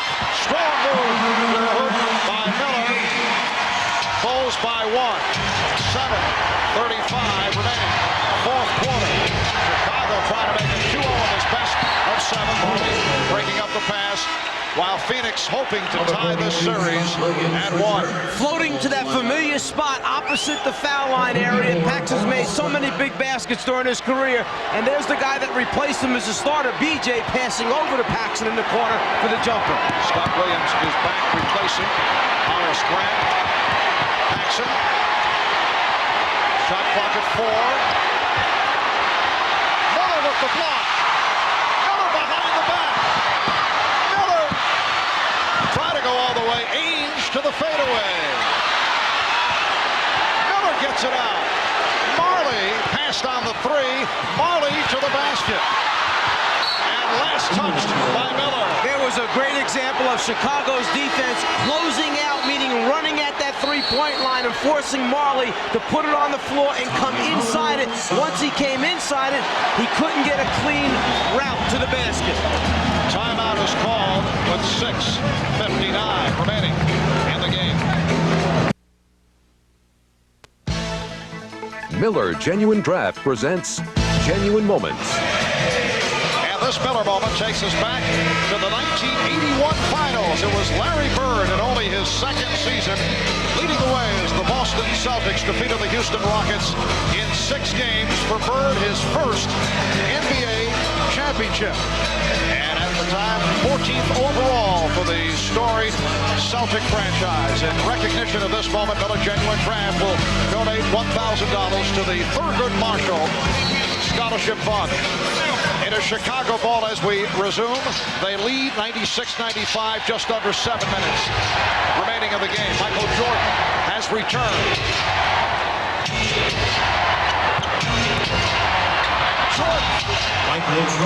Michael has 32 points.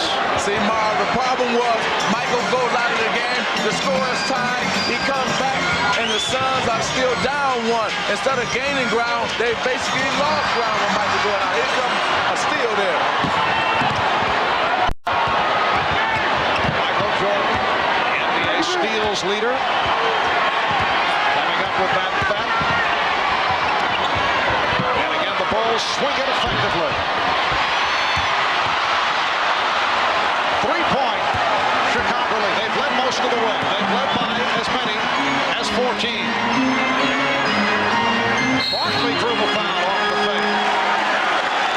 It's the back to a moment ago, Magic was talking about when Michael Jordan steps back on the floor, you have to pay special attention. He has the mentality of taking the ball to the basket and then so good finishing with either right or left. Second team number 24, Tom Chambers returns to the Suns. Tom Chambers, Number 25, replacing Oliver Miller. Miller with 3 blocked shots, 8 points. Phoenix with 11 blocks, 5 by Dan Marley. Barkley is 7 of 8 from the line. He had a good year at the line.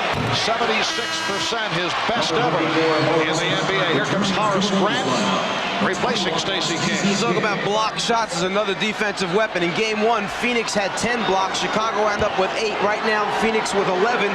Chicago with 6. During the regular season, both these teams averaged about 5 block shots a basketball game. So you do a little bit more when that adrenaline's flowing in the big game like this. The Bulls 98, the Suns 96.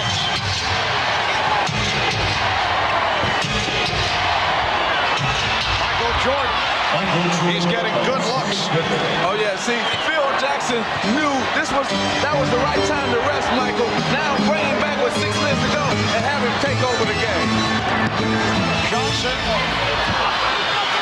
and Williams rebounds. The Bulls with the ball and a 4-point lead. Jordan, rebounded by Chambers. Phoenix on the run. Barkley from Johnson, he came up short. He's claiming that he was fouled, pleading his case to Jack Madden. Pippen passed on the shot.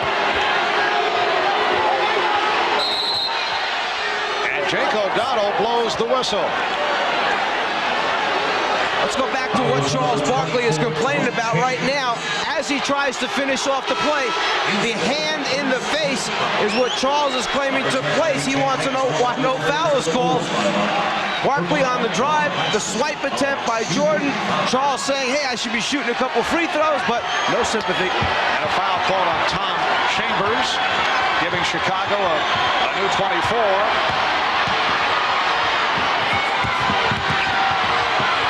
Strong can't find the shot, picked up on the switch by Barkley. Shot clock at 6. And a travel violation is called on Pippen. Now, after Michael Jordan hit Barkley in the face, he came up to Barkley on the other end and say, are you all right? So I guess Michael did foul him. Scottie Pippen with his 6th turnover. The Suns have gone cold. They've hit only 2 of their last 11 shots. 4:40 remaining in the game. Chicago leads by 4.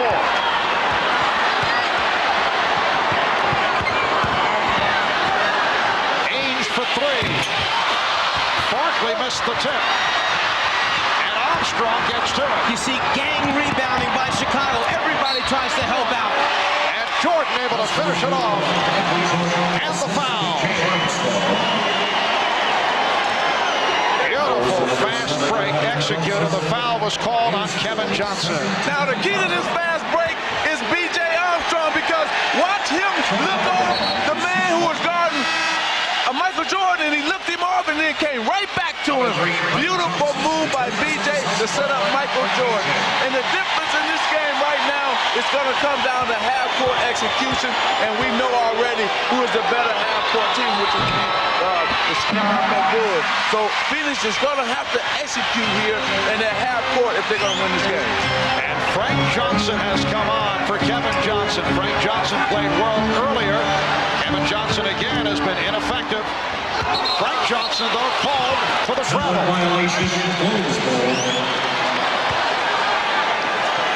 B.J. Armstrong in game 1, 16 points. Kevin Johnson had 11. And tonight, B.J.'s hit a couple of big buckets here in the 4th quarter, but Kevin Johnson just has not done it. And Marv, he's upset too. Kevin Johnson is upset that he's not in this game, especially at winning time. This is winning time. He used to be an all-star, a veteran, so you know he's not happy. Pippen for Williams, and he's fouled. Hard foul given by Barkley. Yes, you have the idea that Paul Westphal wanted to pull Kevin Johnson, use the excuse of the 4th foul to get him out of there, but as you say, Kevin is not happy about it. No question about it. It's going to be, if Phoenix does not win this game, something is going to come about with this decision here. So hopefully they can rally together and won't have a problem. But we got a lot of basketball to play. They're only down 6, that being the Phoenix Suns, so there's still much in this game. Scott Williams, 1 for 3 from the line.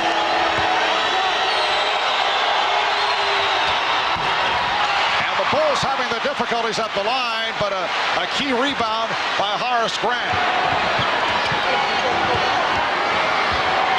Here's the mismatch. Frankie Johnson trying to guard Pippen at almost an illegal defense, or it should have been called against Phoenix as Chambers went over to double team, but there was no basketball there. And a Mike Watson called, so a new 24 presented to the Bulls.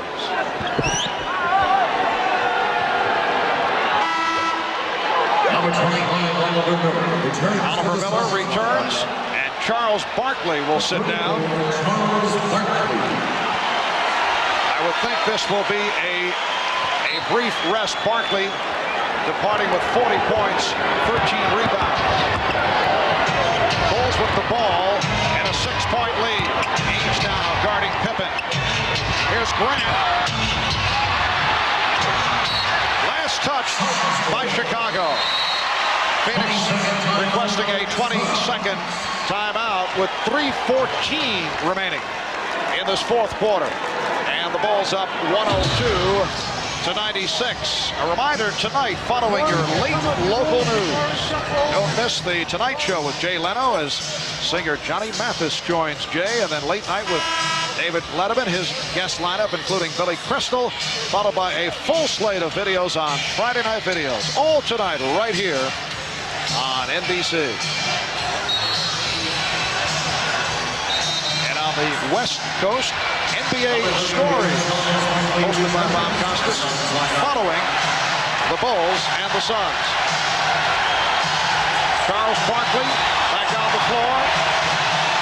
This series may be coming down to these moments.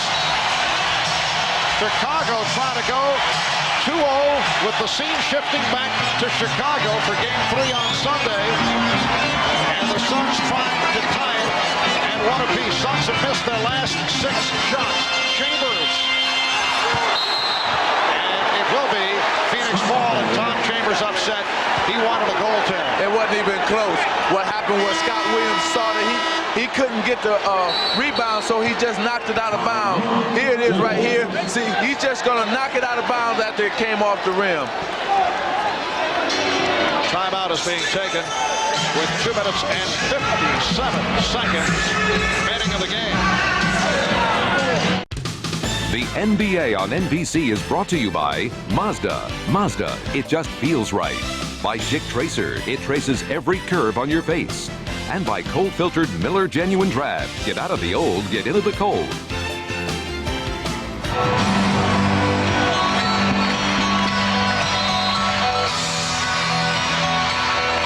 Back in Phoenix, Marv Albert, Mike Fratello, Magic Johnson, 2:57 remaining of the game.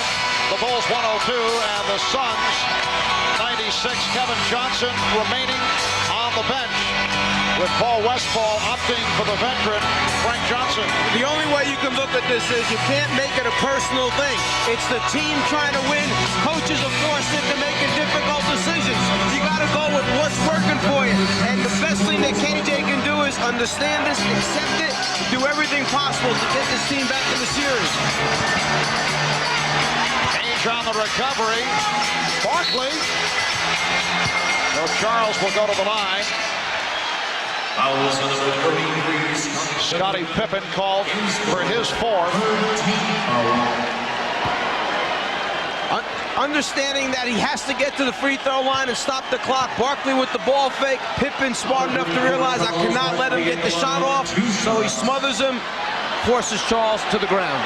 Well, Phoenix is still doing an excellent job on the offensive board. Right now, that gave them their 15th, I think, offensive rebound. And you need offensive rebounds when you're not shooting the ball well.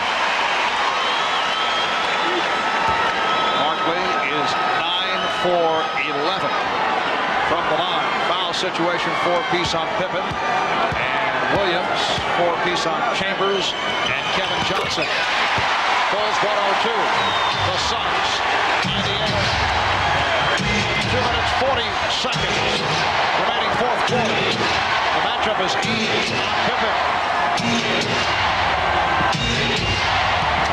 Jordan to the fadeaway. Michael Jordan with another big shot. He has 38 points. But Marv, I can't believe his elevation is still that high at this point in the game. The man should be tired, but he elevated even higher to get that shot off. 6-point Chicago lead. Here's Barkley. Way off.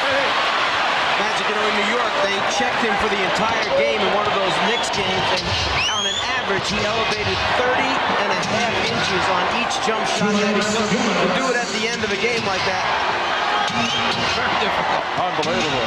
Suns have missed their last 9 shot attempts. Shot clock down to 3. And a push called on Johnson.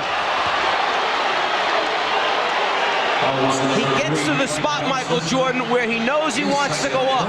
Then he gets a little fade, but the extra lift in his legs to give him the clean look at the rim. You know it's going in from the time it leaves his hands, just by the way he used his legs.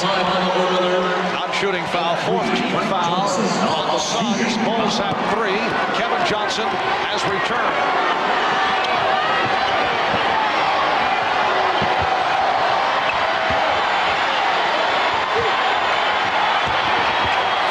The series of fakes, Michael Jordan makes it 40 points, and the Bulls with a 106-98 lead. It's a triangle offense, all right, but the triangle is smart enough to get the ball to Michael Jordan in a one-on-one isolation. The other 4 red shirts on the other side of the floor watching Michael. A minute 33 to go. Suns down to their final timeout. 1 remaining. The home crowd trying to urge the Suns on. They are down 106-98. Timeouts remaining. Bulls have 1 foul to give. Next foul by Phoenix puts them over the limit.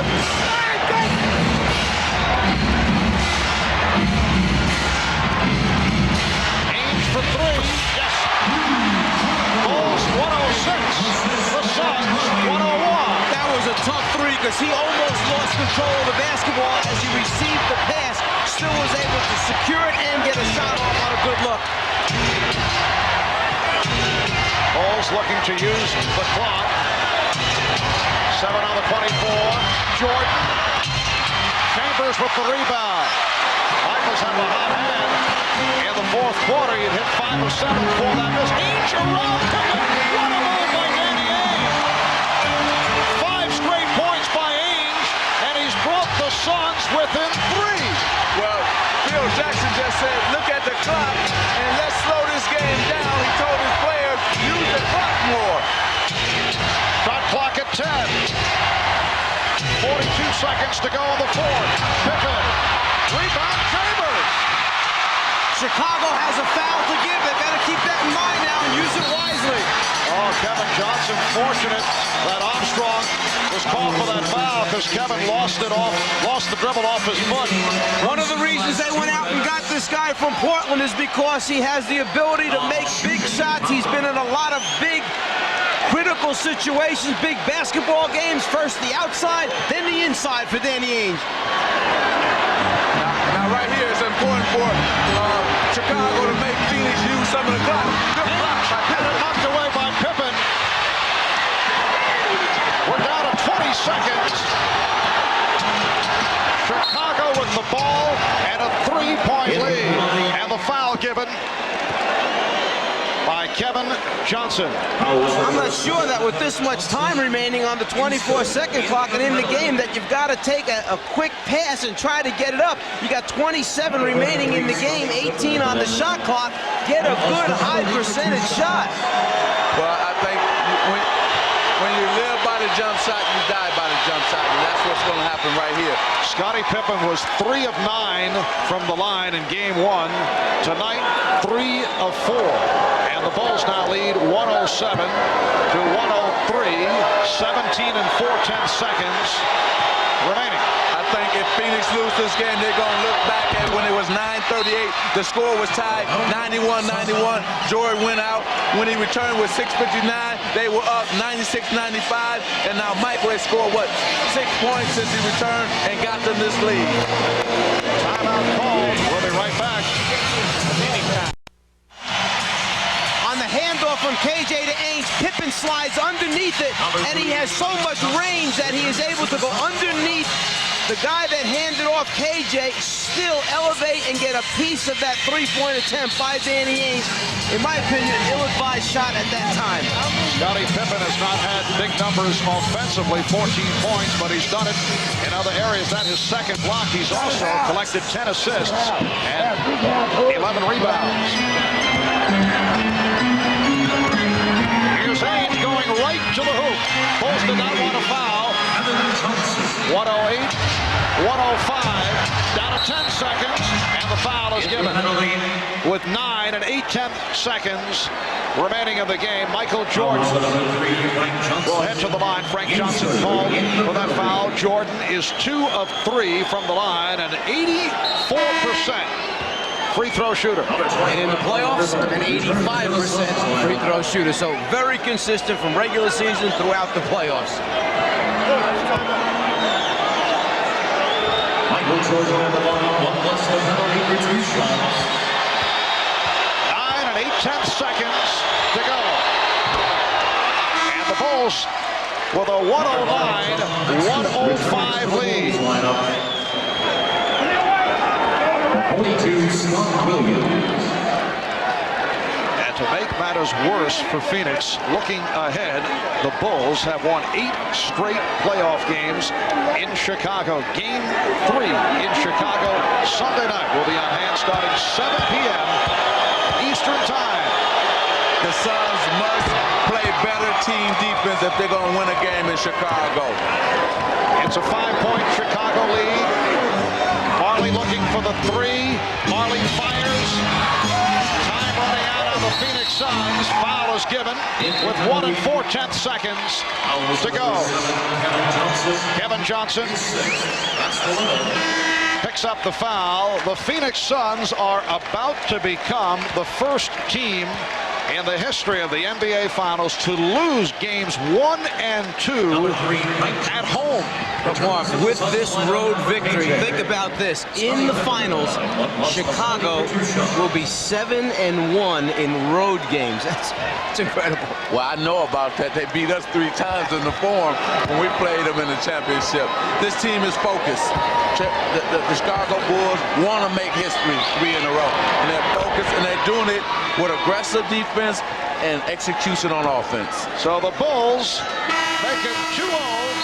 That will count. It's a 3-pointer. The basket counts. So the final score, as Danny Ainge converts again from downtown, the Bulls 111, the Suns 108. Charles Barkley 42 points, 13 rebounds. Michael Jordan 42 points, 12 rebounds, and 9 assists, just shy of a triple-double. And Michael is alongside Ahmad Rashad. Here's Ahmad. All right, thanks, Marv. Michael, you guys, just like defending champions, when the pressure was on you, you still were able to maintain your poise and still execute.